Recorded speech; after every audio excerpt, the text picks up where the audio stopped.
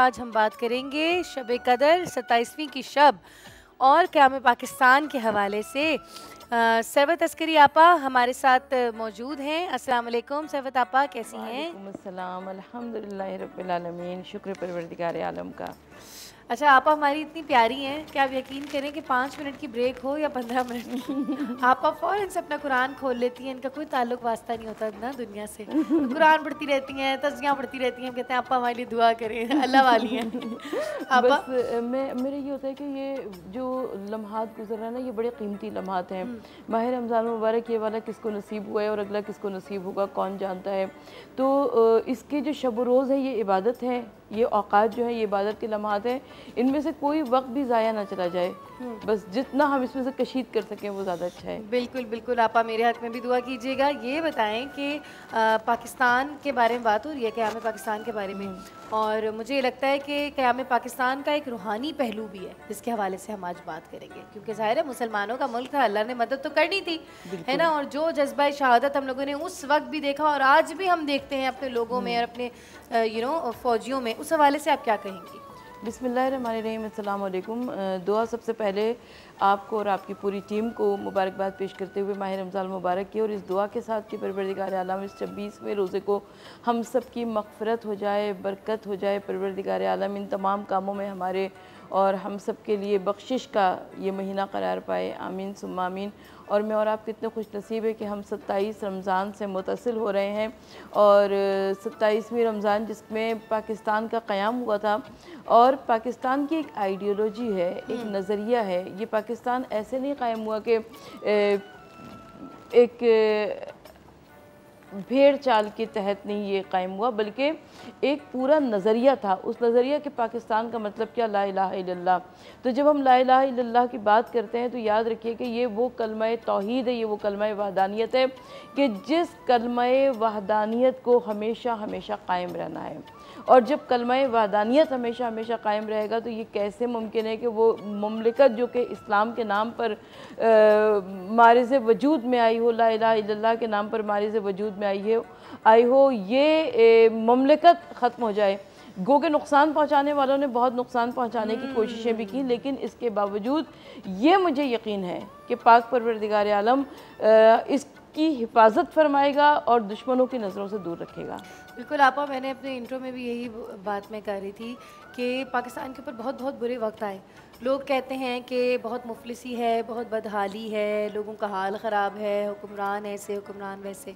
सबसे पहली बात तो ये कि कोई भी मुल्क की ज़मीन बुरी नहीं होती। हमारा मुल्क जो है आपा, मैं आपसे डिस्कस कर रही हूँ कि 4 मौसम है इसमें, और हर किस्म की ज़रख़ेज़ ज़मीन है। समंदर हमारे पास हैं, दरिया हमारे पास हैं, डैम भी हमारे पास हैं आपा, हैं।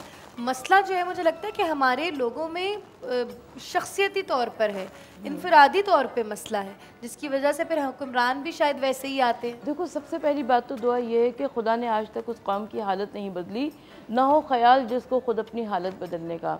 तो सबसे पहली बात तो ये कि मैंने और आपने मिन हैसुल कौम क्या किया।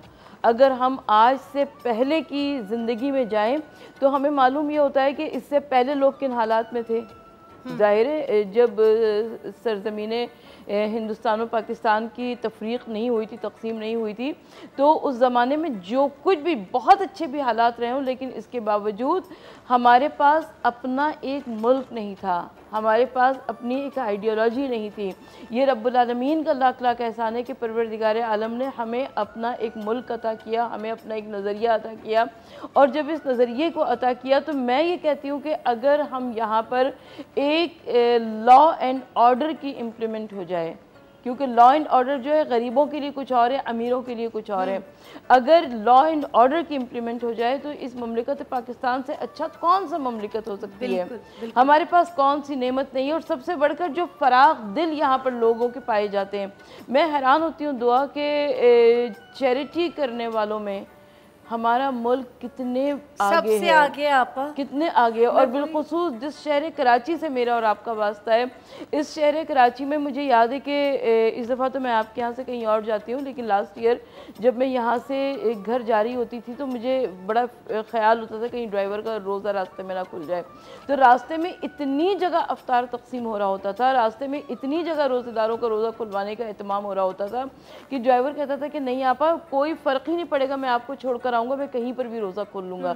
ये इतनी बड़ी ब्लेसिंग है हमारे लिए, इतना बड़ा ममलिकत खुदादाद का एहसान है कि हमारे लोगों के दिल इतने बड़े बड़े हैं। और वही ये बात भी मैं डिस्कस कर रही थी कि कोरोना के वक्तों में हम लोगों ने ये देखा आपा कि जब सारी दुनिया बंद पड़ी हुई थी और कहने को कि लोगों के रोज़गार चले गए थे और सारे लोग अपने घरों पे बैठे हुए थे और जनाब बच्चे भी स्कूल नहीं जा रहे, उस वक्त भी अल्लाह पाक हमें लवाजमात के साथ खानों से नवाज रहा था और पता नहीं चल रहा था कि कहाँ से आ रहा है, कहाँ जा रहा है। आने का कोई जरिया नहीं था लोगों के पास, मगर बेहतरीन इंसान खा रहा था पाकिस्तानी और एक दूसरे को खिला भी रहा था। माशाल्लाह। मैं आपको एक बात बताऊं कि मैं सेंट्रल जेल में मिलाद पढ़ने के लिए जाती हूं, तो वहाँ पर एक रिक्शे वाला है जो कि उमूमन उनका तबरुक वगैरह लेकर आता है कि वहाँ पर पहुँचा देता है। तो मैंने उससे पूछा, मैंने कहा कि आप यहाँ कैसे आते हैं? कहने लगा कि उस रिक्शे वाले ने जो अपनी दास्तान सुनाई, उसने कहा कि जिस वक्त कोविड-19 वाला हुआ और मैं बिल्कुल घर में बैठ गया तो मेरे तमाम वसाइल लग रहा था कि ख़त्म हो गए। उस वक्त इस एनजीओ ने मुझे घर पर खाना पहुंचाया, राशन पहुंचाया। आज मैं उनके लिए काम करता हूं। ये आप नेकी का सिलसिला नेकी से मिल रहा है और आप किसी के लिए भी कुछ काम करें, वो कभी भी आपको छोड़कर नहीं जाएगा, वो आपसे मोहब्बत करता रहेगा। बिल्कुल बिल्कुल। और आप यहाँ पे ये जिक्र हो रहा है तो मैं भी आपको बताऊं कि DOOR नंबर 2 LIFE डोर टू लाइफ मेरी जो एनजीओ है जो 2014 में मैंने बनाई थी। कोरोना के टाइम्स में आपा मैंने ऐसे ऐसे लोगों को अपने घरों पे आते हुए देखा जो कि दिखने में बिल्कुल ठीक ठाक थे, मगर वो ऑल द वे अपने घरों से निकल के जो है वो राशन लेने के लिए भी आते थे और राशन देने के लिए भी आते थे। सही है। और तमाम एनजीओज ने आपस में एक दूसरे से हाथ मिलाया, जैसे जफ़र भाई ने, JDC ने हमारे साथ हाथ मिलाया और हम लोगों ने, जफ़र भाई जो है वो राशन बाकायदा हमें दे रहे थे, मतलब ट्रक्स पे भिजवा रहे थे और वो आगे से हम तकसीम कर रहे थे, क्योंकि लोग जफ़र भाई को इतना दे रहे थे कि उनसे हैंडल नहीं हो रहा था। अब वो चाहते, जफ़र भाई चाहते तो वो खुद सारा मामला कर लेते और वॉलंटियर्स हाई कर लेते, मगर नहीं, हमारी ये वाली बात नहीं हुई कि भाई मैं एक एनजीओ हूँ, एक वेलफेयर ऑर्गेनाइजेशन हूँ तो मैं दूसरे के साथ हाथ नहीं मिलाऊंगा। नहीं, सब एनजीओज ने साथ हाथ मिलाया। और मैं आपको पर्सनली एक बात बताऊँ आपा कि कोरोना जब शुरू हुआ था उस वक्त एनजीओज का व्हाट्सएप पे ग्रुप्स बनना शुरू हुए जिसमें तमाम बड़े एनजीओज के जो हैं वो जो फाउंडर्स थे वो वहाँ पे एक साथ एक प्लेटफॉर्म पर आए। फेसबुक पे हम लोगों ने ऐसे ग्रुप्स बनाए जहाँ पे हम सारे एक प्लेटफॉर्म पर आए और आज वो सिलसिला ऐसा चल पड़ा है कि अगर किसी को भी किसी भी चीज़ की ज़रूरत होती है तो वहाँ एक बंदा वहाँ एक मैसेज करता है और हम सब एक टांग पे खड़े हुए होते हैं एक दूसरे के लिए। बिल्कुल यही बेहतरीन तरीक़ा है। और आप जब दूसरों के काम आते हैं ना, वरना ताअत के लिए कुछ कम न थे कर्रो बयां, तो ये हकीकत है कि आप जब दूसरों के काम आते हैं तो परवरदिगार आलम आपसे राज़ी और खुश हो जाता है। और इसमें खाना खिलाना इतना बड़ा अजर और सवाब है कि इस अजर और सवाब का तो कोई गिनती शुमार ही नहीं है, इसलिए कि आप जिस वक्त किसी को शिकम सेर करते हैं तो परवरदिगार आलम आपसे राज़ी हो जाता है। तो ये बहुत बड़ी बात है। बिल्कुल। अच्छा आपा, हम अपनी नौजवान नस्ल में देखते हैं हर बंदा जो है, हर बच्चा कहता है मैं इंटर करूँगा और मैं फ़लाँ मुल्क चला जाऊँगा, USA चला जाऊँगा, कनाडा चला जाऊँगा, यहाँ चला जाऊँगा, वहाँ चला जाऊँगा। और हम लोग अपने बच्चों को ट्रेन भी ऐसे कर रहे होते हैं कि बेटा बड़े होके तो तुमने यहाँ रहना ही नहीं है, तुमने तो डॉक्टर बन के बाहर चले जाना है, इंजीनियर बन के बाहर चला जाना है, जिसकी वजह से बच्चे को शुरू की परवरिश में ही हुब्बुल वतनी पैदा नहीं होती। और मुझे खुद ये बात नहीं पता थी, बड़ी एक अच्छी उम्र तक मुझे ये बात अपनी टीनेज में आके पता चली है कि हुब्बुल वतनी जो है वो दीन का हिस्सा है। दीन का हिस्सा है। और सबसे बड़ी बात ये कि अच्छा मैं एक बात यहाँ पर वजाहत करती चलूँ कि मैं और आप अगर अपने बच्चों को कहते भी हैं ना कि बाहर चले जाएंगे और बाहर अपनी ज़िंदगी गुजारेंगे, लेकिन मैं ये जानती हूँ कि जो मुल्क से बाहर होते हैं उनके दिल इसी मुल्क के साथ धड़क रहे होते हैं। उनके घरों में यही टीवी चैनल्स चल रहे होते हैं, उनके घर के लोग यही वाले कपड़े पहन रहे होते हैं जो हमारे ड्रेसेस हैं। तो उनके दिल और हमारी एक एक परेशानी पर, एक एक मुश्किल पर, एक एक मुसीबत पर वो इस तरीक़े से परेशान होते हैं कि मैं उसको अल्फाज में बयान नहीं कर सकती। तो जो हमारे दियारे गैर में भी बहन भाई रह रहे हैं, अल्लाह रब्बुल इज़्ज़त इनको वहाँ पर भी अपने हिफ्ज़ अमान में रखे और पाक परवरदिगार उन सब को भी वहाँ चैन सुकून से रखे। लेकिन वो लोग भी हमारे लिए बहुत बड़ी अहमियत रखते हैं। बिल्कुल आपा।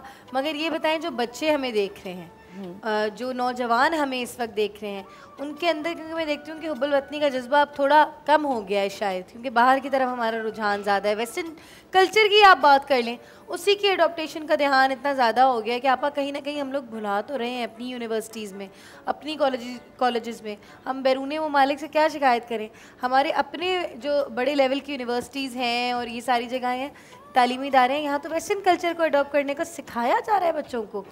तो उस हवाले से हम क्या कहेंगे कि ये जो कल्चर है इसकी क्या वैल्यू है हमारे दीन में? नहीं, नाउम्मीद है इकबाल अपनी किश्ते वीरा से ज़रा नम हो तो ये मट्टी बड़ी ज़रख़ेज़ है साक़ी। आप कितने ही किसी कल्चर को एडॉप्ट करने की कोशिश करें या उस कल्चर के अंदर मर्ज हो जाएं, लेकिन इसके बावजूद जो अपनी मट्टी की खुशबू है वो आपको परेशान ज़रूर रखेगी, वो आपको अपनी जानिब खींचेगी ज़रूर। और मैं ये बात जानती हूँ, मैं मानती हूँ जो कुछ आपकी बातें वो सब बिल्कुल ठीक है, लेकिन इसके बावजूद आपका बच्चा जो है वो अभी टीन एज में वो जो कुछ सोच रहा है, लेकिन जब वो मेच्योर एज को आएगा तो वो इसी वतन की जानिब खींचेगा, वो इसी मुल्क से मोहब्बत करेगा, वो यहीं पर आने की कोशिश करेगा। खून खींचता है ना, खून खींचता है, मट्टी खींचती है। तो मुझे ये लगता है कि इनको अगर बाहर की दुनिया भी मुतासिर कर रही तो इनको जाने दीजिए, इनको देखने दीजिए, दुनिया देखने दीजिए, और अपना मुल्क, अपनी मट्टी, अपना ज़मीन, अपना सब कुछ जो है वो अपना ही है।